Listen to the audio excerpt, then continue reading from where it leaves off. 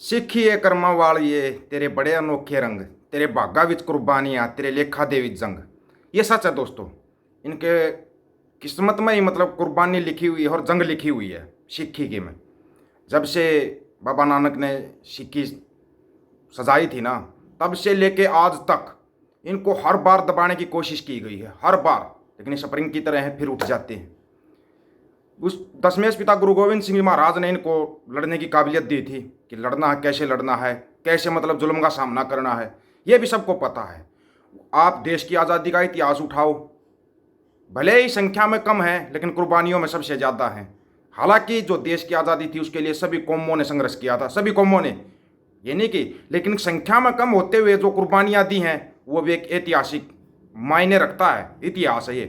और जब भी कहीं इतिहास पढ़ने की या लिखने की बात आती है ना, सिखों के बगैर हर इतिहास अधूरा है। दुनिया के अंदर, हम सिर्फ अपने देश की बात नहीं कर रहे, दुनिया के अंदर अभी हालिया जब अमेरिका की संसद के अंदर अरदास की गई सिख कौम के भले के लिए, जो अरदास चली अमेरिका की संसद के अंदर, उसके बाद उससे भी बड़ा इतिहास तो अमेरिकन आर्मी ने रच दिया भाई।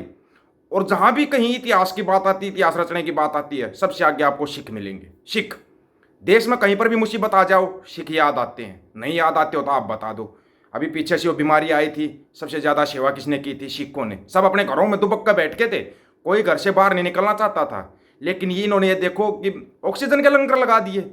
मायने रखती है जो हम बोलते हैं ऑक्सीजन तो कुदरत की देन है, भगवान की देन है, उसके लंगर लगा दिए सिखों ने। क्या किसी से छुपाया छुप रहा है? ये आज़ादी वाला इतिहास उठा के देख लो, कहीं दान करने के मामले में देख लो, और लंगर तो इनका चलता ही रहता है। जो बाबा नानक ने 20 रुपये वाला लंगर शुरू किया था ना, वो तो रहती दुनिया तक चलेगा। उस लंगर को कोई बंद नहीं कर सकता। कोई कहता कि बंद हो जाएगा, नहीं, वो तो रहती दुनिया तक चलेगा। आप विदेशों से कितने वीडियो आते हैं वो भी आपने देखे होंगे। कितने वीडियो आते हैं जहाँ पर बच्चे बोलते हैं कि हमारे कहीं खाना नहीं मिलता तो हम गुरुद्वारा साहिब के अंदर जाकर खाना खाते हैं। क्या ये झूठ है? इसमें कुछ भी झूठ होता आप लोग बता सकते हो? कुछ भी, एक भी बात झूठ हो तो? एक भी बात झूठ नहीं है। फिर क्यों ये गद्दी मीडिया लगाओ या बिकाऊ मीडिया लगाओ, इन्होंने एक नैरेटिव सेट कर रखा है कि हाँ बस इनको बदनाम करना है। नहीं कर सकते, कभी नहीं कर सकते, ये भी एक गारंटी है। तुम इनको जितना बदनाम करोगे उतना ही दुनिया में नाम करेंगे। ये है दशमेश पिता गुरु गोविंद सिंह जी महाराज का आशीर्वाद, बाबा नानक का आशीर्वाद। गुरुओं के आशीर्वाद से चलती है ये कौम, और सरबत का भला मांगती है। सरबत का भला मांगती है, कभी किसी का बुरा नहीं सोचते ये, कभी किसी का। जो सही गुरु के सिख होते ना, कभी दूसरे का बुरा नहीं सोचते। ये भी खासियत है इनके अंदर, बहुत बड़ी विशेषता है। फिर क्यों इनके बारे में इतना नैरेटिव सर्जा जाता है? क्यों कोई इनके लिए बोलता है, उसके ऊपर भी प्रेशर बना देते हैं लोग, उसके ऊपर प्रेशर बनाना शुरू कर देते हैं। क्यों हो रहा है ये सब? क्यों? अभी तो सिर्फ अमेरिका की संसद में अरदास की गई है, अगर भारत की संसद में भी अरदास की जाएगी, आज बता रहे हैं, इस चीज़ को याद रखना। खुद भारत के प्रधानमंत्री नरेंद्र मोदी साहब भी अरदास करेंगे, आने वाला है, जल्दी जल्द ही आने वाला है, ये भी आपको बता दिया है। उन सब के बीच में जो अमेरिकन आर्मी के अंदर एक स्पेशल स्पेशल अपने देश में, सिख तो अपने देश के होंगे ना, हैं तो अपने देश के, नहीं मानोगे? फिर देश पंजाब बोल लेंगे, फिर तकलीफ हो जाएगी। देश पंजाब बोलते तकलीफ हो जाती है। क्या क्या विशेष छूट मिलती है इनको विदेशी आर्मी के अंदर, विशेष तौर पर अमेरिकन आर्मी। जब गिनती आती है ना सबसे खतरनाक आर्मियों में, अमेरिकन आर्मी का नाम आता है ना, उस आर्मी के अंदर स्पेशल सिखों को क्या क्या छूट मिलती है और क्या क्या फैसिलिटी मिलती है, आप सुन के हैरान रह जाओगे। खुद सुनिए अमेरिकन आर्मी के बंदे की जुबान से।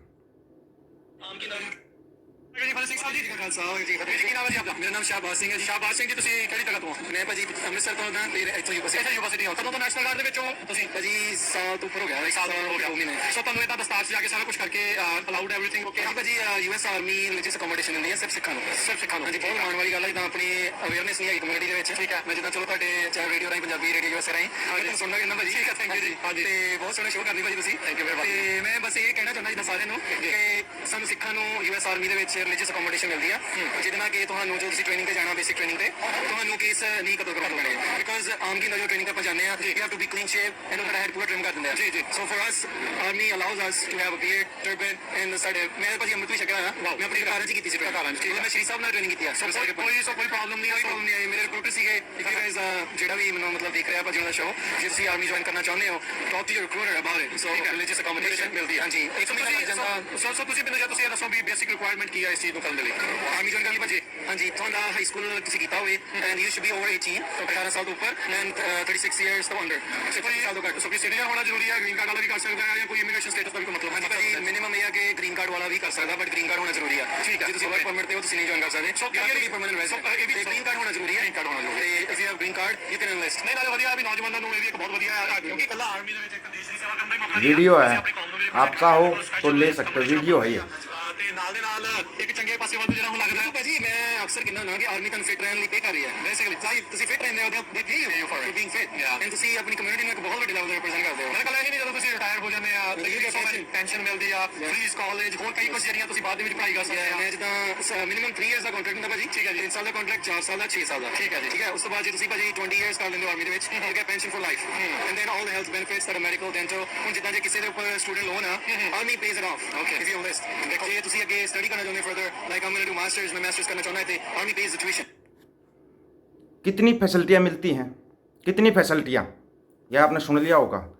आप जिनको दबाने की सोच रहे हो ना, 96 करोड़ी सिंह सज चुके हैं, ये आपको बता रहे हैं हम, आप गिनती भूल जाओगे। लेकिन ये कमाल की बात यह है कि वेस्टर्न देशों में सजे हैं, वेस्टर्न देशों में। सोच तो हम अपने देश की रहे थे, लेकिन वेस्टर्न देशों में 150 करोड़ की आबादी है। सिखों की आबादी कितनी है भाई अपने देश के अंदर? 150 करोड़ में से अपने देश के अंदर आबादी कितनी है? फिर क्यों इनको दबाया जाता है?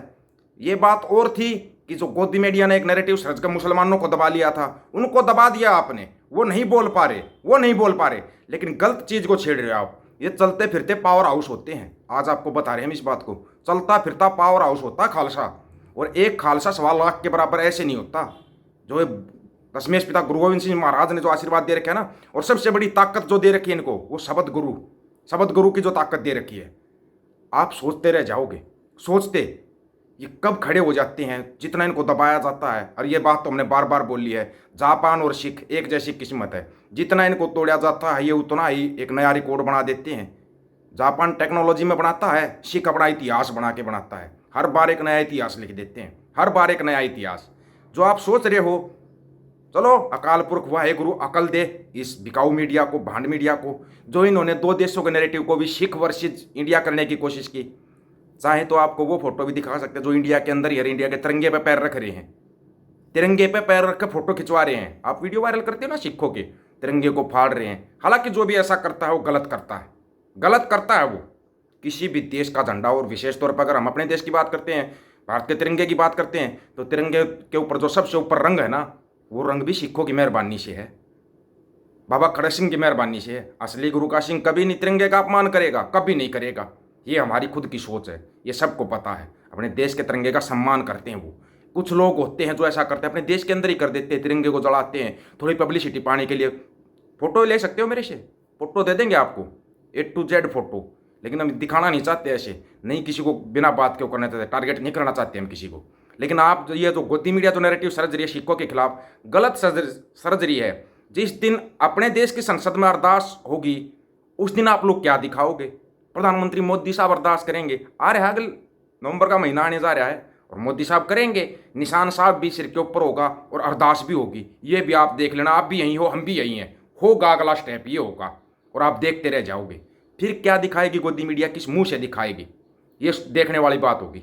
सभी साथियों को राम राम, नमस्कार, आदाब, सत श्री अकाल। वीडियो को ज़्यादा से ज़्यादा शेयर, चैनल को सब्सक्राइब और बेल आइकन को जरूर दबाना दोस्तों। ऑफिशियल दीपक फौजी यूट्यूब चैनल, बात हक और सच की करेंगे, हक सच की बात हम करेंगे। वीडियो को शेयर करने की जिम्मेवारी आप लोगों की है। वाहेगुरु जी का खालसा, वाहेगुरु जी की फतेह। नानक ना चढ़ती कला, तेरे बहाने सरबत्ता भला। सरबत्ता भला मांगने वाली कौम है ये याद रखना।